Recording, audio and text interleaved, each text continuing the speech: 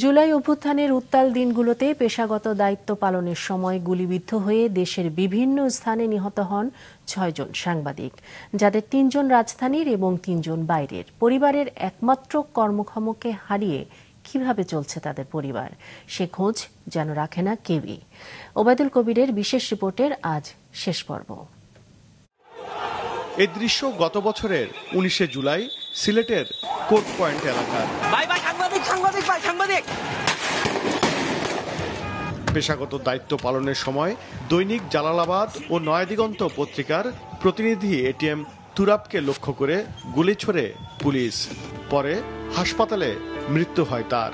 সেদিনের মাত্র ৩ মাস আগে বিয়ে করেছিলেন তোরাব। আমার এখনো পর্যন্ত সরকার থেকে কোনো সাহায্য সহযোগিতা পাই নাই। গত বছরের ৪ আগস্ট বিগত সরকারের পতনের ঠিক আগের দিন দৈনিক খবরপত্রের সিরাজগঞ্জের রায়গঞ্জ উপজেলার প্রতিনিধি প্রদীপ কুমার ভৌমিককে পিটিয়ে হত্যা করা হয়। মা নেই ৩ বছর, নেই বাবাও।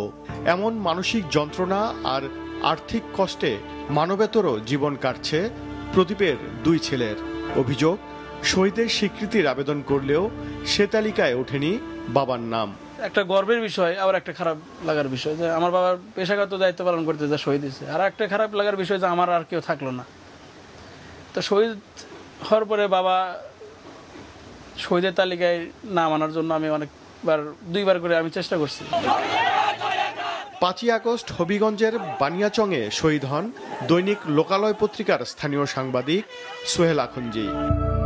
৩ শিশু সন্তান নিয়ে তার স্ত্রী মৌসুমী আক্তার নিদারুণ কষ্টে আছেন। Press institute Bangladesh PIB July অভ্যুত্থানে শহীদ সাংবাদিকদের আত্মদান ও অবদান নামে বই প্রকাশ করছে। সে বইয়ের একজন লেখক সিলমি সাদিয়া।